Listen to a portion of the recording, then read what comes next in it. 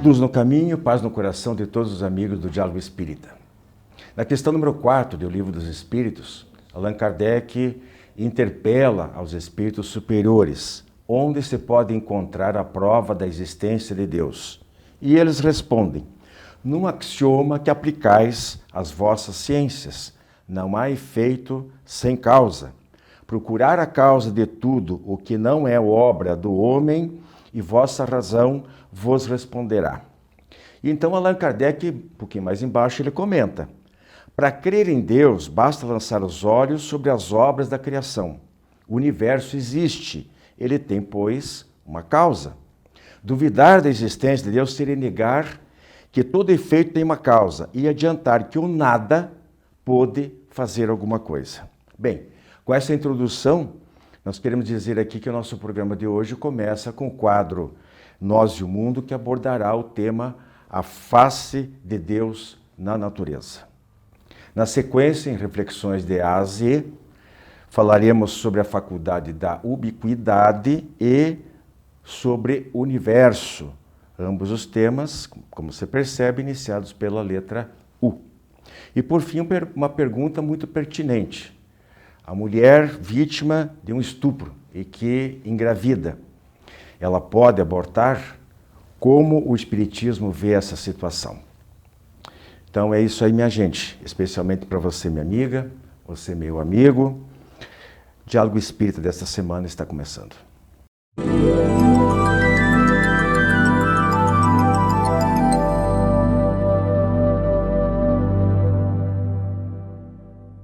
Queridos irmãos, estamos aqui, eu e a Rose, para abrir o quadro Nós e o Mundo de hoje, cujo título é A Face de Deus na Natureza. É muito interessante o tema, mas eu vou começar com as colocações de Kardec, que, como ele coloca no Livro dos Espíritos, né, Rose?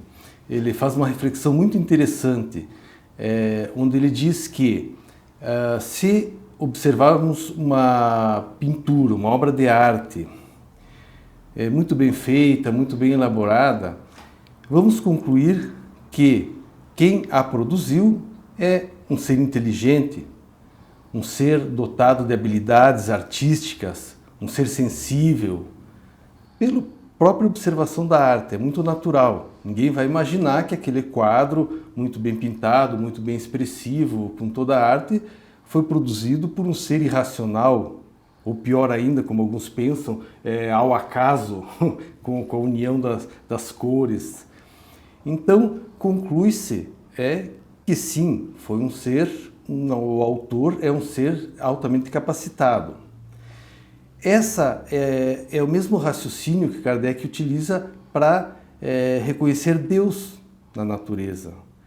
Basta observar uma pequena coisa, uma molécula, como a ciência hoje nos esclarece, que ela é tão complexa e é tão perfeita, e seu funcionamento, dotada de vida, só pode ser criação de uma inteligência muito superior à nossa, porque nós mesmos não compreendemos nem na totalidade uma molécula.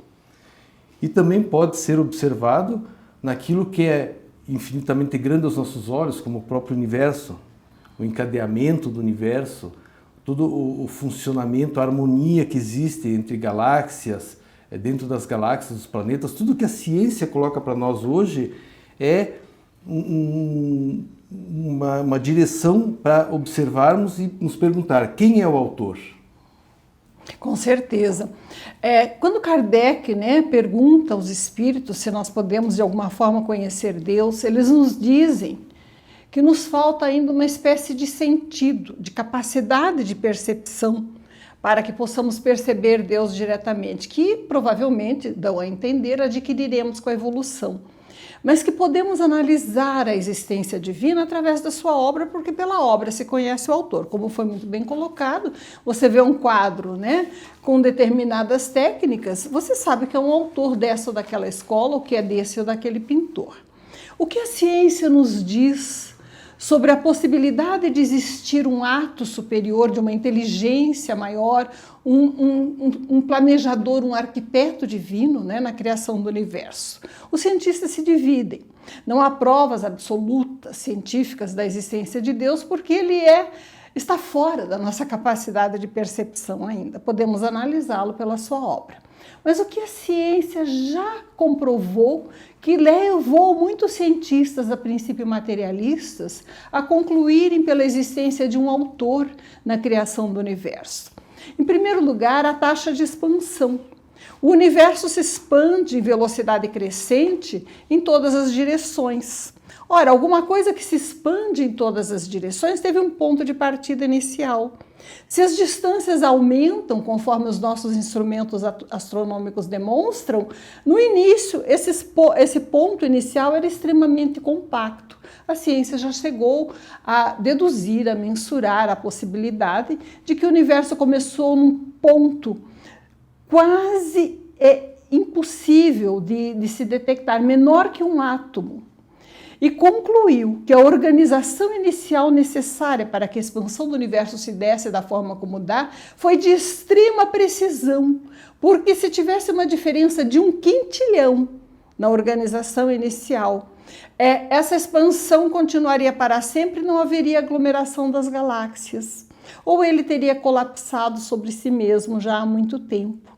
Portanto, a calibragem para a expansão e criação do universo foi extremamente precisa. A radiação cósmica de fundo, detectada por 2 cientistas na década de 60 e 70, é outra prova de que o universo partiu de um ponto único original, o que significa que alguma coisa o criou ali, não foi fruto de reunião ao acaso de forças dispersas. Houve uma inteligência, um design na sua criação. Eles começaram a medir nas antenas que possuíam certas radiações e havia uma estática, um ruído que atrapalhava as medições. Eles acharam que era cocô de pombo, sujeira nas antenas, lavaram tudo, os próprios cientistas têm fotos deles esfregando tudo para tirar aquele barulho. Até que depois de muito pesquisar, chegaram à conclusão que eles tinham captado o ruído da explosão inicial do universo. Essa radiação de fundo que está em toda parte. Esse é outro indício ou prova científica de que o universo começou num único ponto, nem dimensional praticamente, de matéria, e a partir dali, menor que um átomo, ele se expandiu, criando todas as galáxias que existem. Os próprios cientistas materialistas, quando pesquisam, eles têm uma espécie de ato religioso, um ato de fé. Por quê?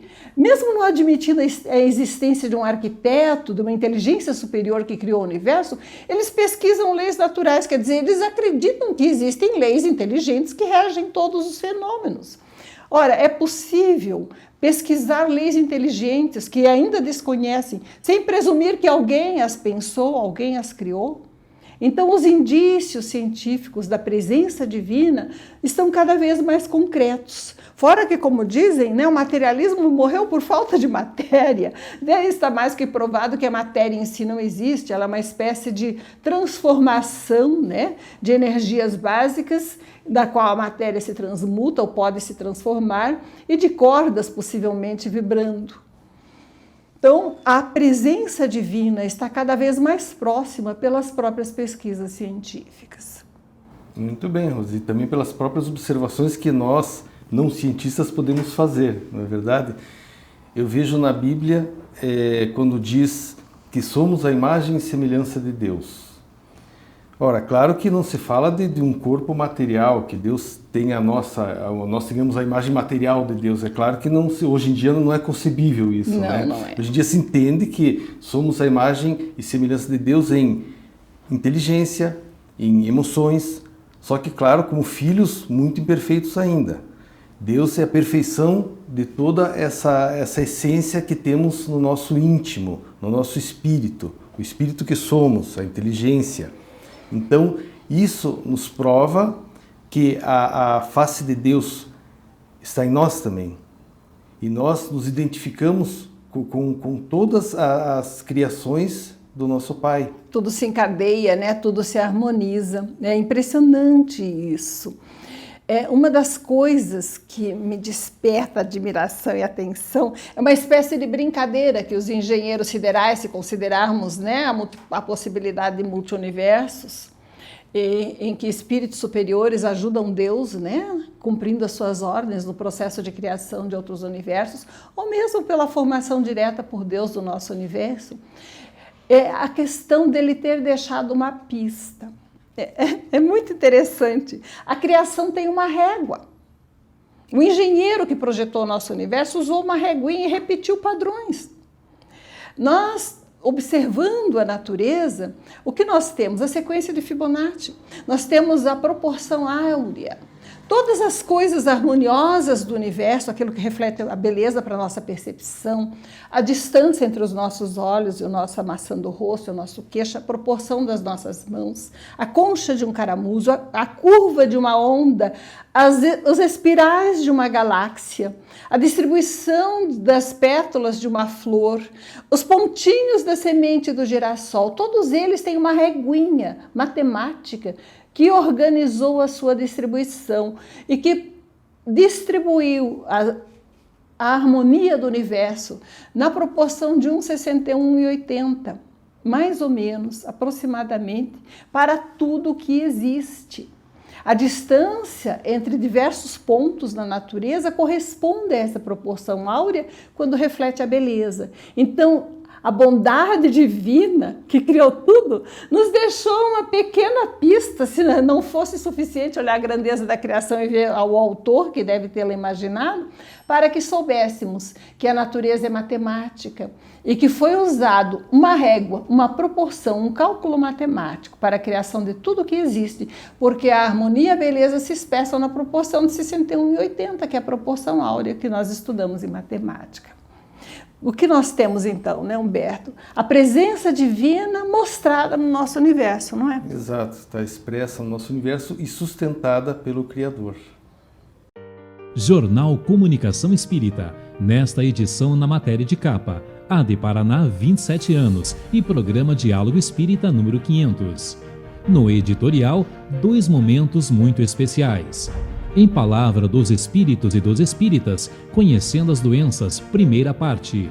E ainda um artigo sobre fidelização espírita e as imagens que fizeram a história dos 27 anos da AD Paraná e os 500 programas Diálogo Espírita. Jornal Comunicação Espírita. Assine e recomende.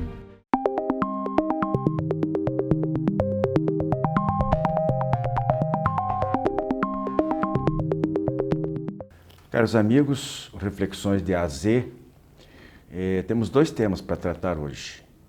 Antes de mais nada, lembrando, fazendo as velhas apresentações, a Andréa Kleinans e a Maria Ana Valim. Nós vamos falar aqui sobre ubiquidade, a palavrinha difícil, né? Pouca gente já ouviu falar sobre, o que será isso? E depois sobre o universo, aí sim, né? Aí é a imensidão toda. Nós vamos começar aqui com ubiquidade e eu, para ser bem objetivo, eu vou direto ao livro, a fonte principal da doutrina espírita, que é o Livro dos Espíritos. E Kardec perguntou o seguinte, na questão 92, ele diz assim: tem os espíritos o dom da ubiquidade? E daí, no continuar da pergunta, praticamente já explica o que é, né? Aí ele diz assim, por outras palavras, um espírito pode dividir-se ou existir em muitos pontos ao mesmo tempo, em muitos lugares, né? E a resposta que ele recebeu, não. Não é não. Não pode haver divisão de um mesmo espírito, mas cada um é um centro que irradia para diversos lados. Isso é que faz parecer estar um espírito em muitos lugares ao mesmo tempo. Vês o sol? É um somente. No entanto, irradia em todos os sentidos e leva muito longe os seus raios. Contudo, não se divide. Quem é que quer comentar?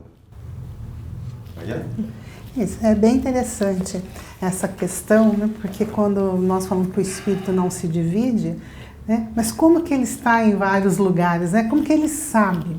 né? É pela ação mental desse espírito e também do grau evolutivo dele e também o interesse que ele tem de querer saber o assunto ou de estar sabendo o que está acontecendo, senão para ele passa batido, né, despercebido. E também a ubiquidade, nós vamos ver lá na Gênesis, né, também, que é da codificação espírita, que é uma das atributos de Deus, que ele é onipresente, né, que ele está em todos os lugares.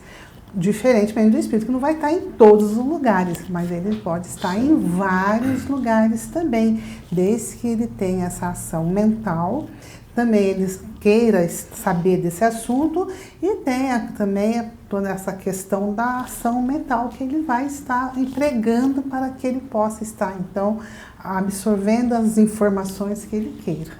É importante frisar aqui que não se confunde com uma outra faculdade que geralmente é classificada como anímica, que é a bicorporidade, que é a situação em que o espírito encarnado, ele desdobra-se com o seu perispírito e pode estar, até mesmo ser visível, até mesmo conversar em dois lugares diferentes. Um exemplo que todo mundo sempre cita é de Antônio de Pádua, né? Ele estava na sua cidade natal e o pai dele estava sendo julgado em Lisboa, capital de Portugal, por um crime que ele havia cometido. E ele estava aí, segundo consta, parece que estava numa igreja orando. E na presença de algumas pessoas ouviram lá naquele momento, estava lá, até porque naquela época não se transportava tão rapidamente, nem de avião não daria tempo para chegar. E ao mesmo tempo ele apareceu no tribunal em Lisboa e provou a inocência do pai dele.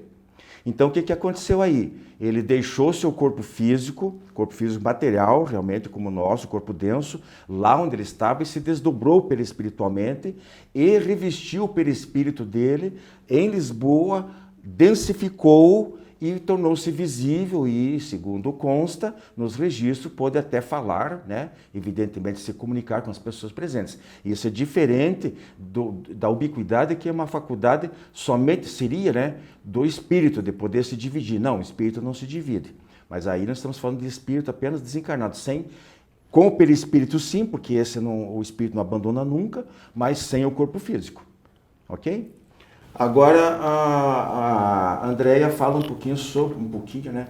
De tanta coisa que poderia falar sobre o universo.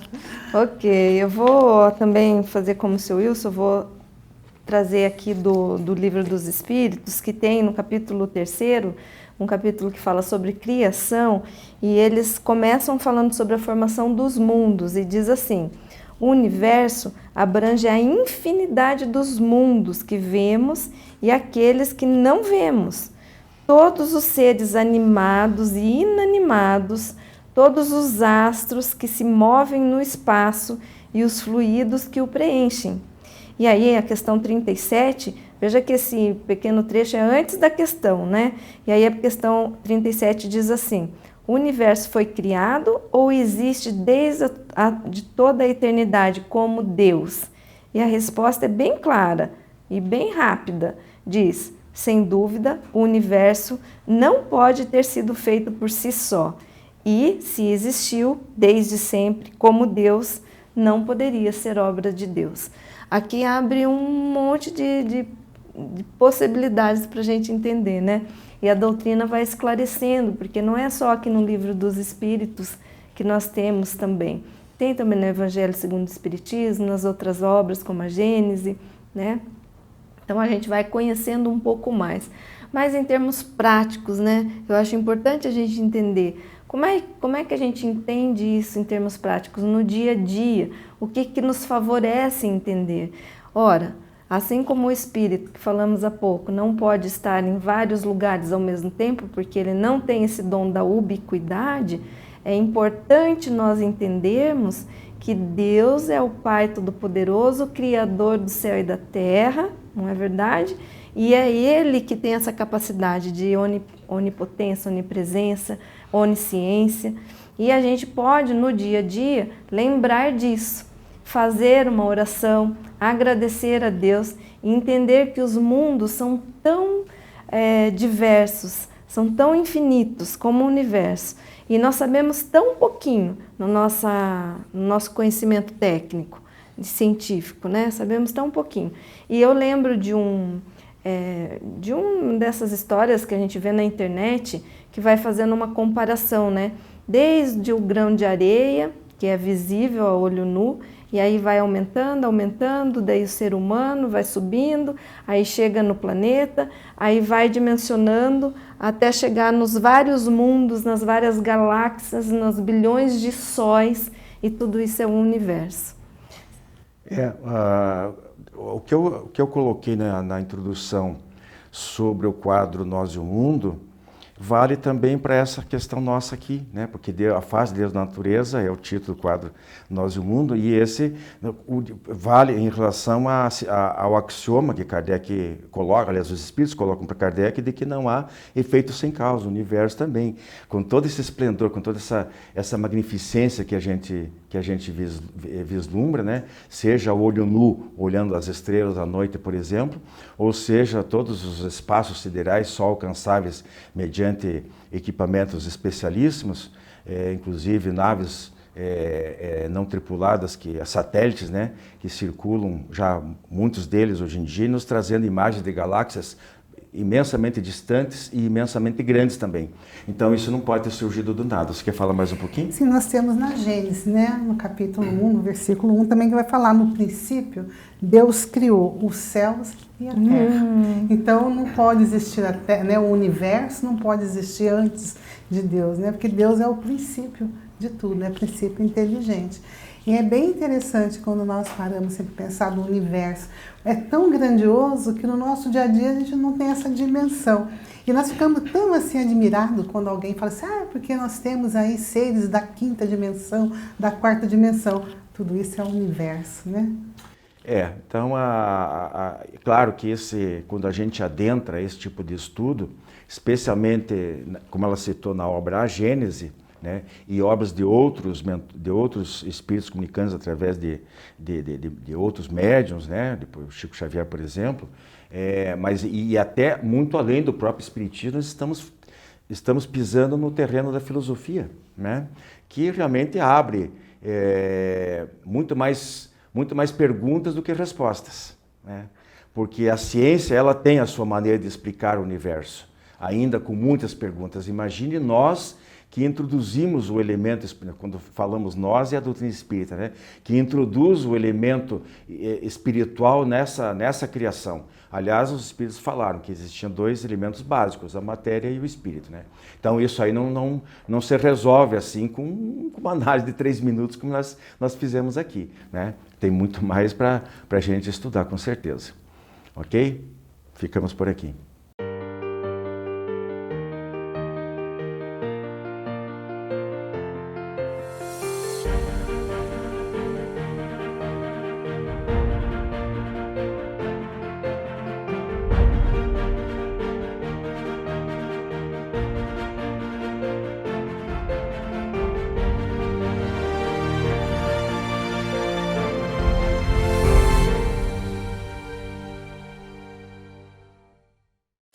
Visite nosso canal no YouTube e confira nosso acervo de programas, debates, entrevistas, o diálogo aberto na visão espírita.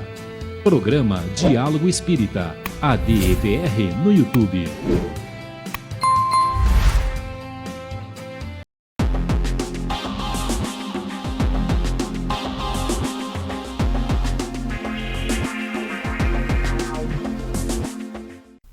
Olá, amigos. A questão que nos enviaram hoje e que procuraremos estudar em alguns dos seus aspectos possíveis no quadro O Espiritismo Responde é de extrema gravidade e suscita muito questionamento. A mulher que sofre o estupro e engravida, ela pode abortar? Como é que o Espiritismo encara essa situação? Em primeiro lugar, nós gostaríamos de reconhecer que é uma situação de extremo conflito e dificuldade para o espírito feminino. Ser vítima de uma violência dessa monta e ainda descobrir depois um filhinho a caminho. É muito dolorosa a situação para esse coração materno, para o grupo familiar, muitas vezes, que necessita amparar e acolher aquela mãezinha, aquela pessoa que já foi vítima de uma violência. Vamos lembrar, em primeiro lugar, né, é claro, o socorro da ciência. Se a pessoa foi vítima de uma violência física, sexual, desse raiz, ela deve e pode procurar socorro médico imediato para evitar a transmissão de doenças de natureza sexualmente transmissíveis, e também, se for o caso ainda, impedir a gravidez. Não há nada na doutrina espírita, nos conhecimentos que estão ao nosso alcance, que impeça essas providências naturais da ciência humana. Não é apenas direito, é dever buscar preservar a própria saúde e, se não houve ainda a concepção, evitar uma gravidez numa situação dessa é direito feminino. Porém, se nós tivermos já a concepção, se nós tivermos uma criança a caminho, a doutrina espírita nos esclarece que quem está ali não é parte do organismo materno, não é um órgão amorfo da estrutura das entranhas da mulher. É um espírito imortal que retorna, buscando o aconchego do colo materno, o aconchego daquela família. Que razões terá esse espírito para aceitar vir numa situação tão dolorosa? Ele está vivo, está muitas vezes consciente da situação e mesmo assim se aproveita daquela circunstância para tentar retornar a esta mulher. Quem sabe para solver antigos laços que ficaram por se afinizar totalmente. Quem sabe para iluminar de amor aquele coração já sofrido. Não sabemos. O que nós sabemos é que aquele espírito existe, está vivo. Aquela criança tem o direito de nascer, ela não é culpada da violência que a mãe sofreu. Ela aceitou uma situação de extrema dificuldade, em que não vai ter a presença do pai biológico, em que vai suscitar sentimentos conflitantes na mãezinha e na família em que vai se inserir. E mesmo assim, pediu ou aceitou vir. Pensemos na situação desse espírito que, se rejeitado, certamente agravará a sua situação espiritual. Essa mulher, vítima dessa violência, pode transformar-se na heroína dessa história e deixar de ser um objeto passivo da agressão e passar a ser fonte de luz e renovação para aquele ser que ela acolhe. Quem sabe esse espírito, viajante milenar do tempo, não é alguém que a ama tão profundamente, que aceitou vir assim, para tornar menos amarga a sua vida, menos amargo o enfrentamento dessa situação. O núcleo familiar também, que não está por acaso numa situação de tal gravidade, que assumiu compromissos espirituais com essa mulher agredida, que agora tem a chance de transformar um ato de violência de sombra no início de uma vida de luz. Tem extrema responsabilidade e coparticipação, na medida do possível, do acolhimento para esse espírito que retorna.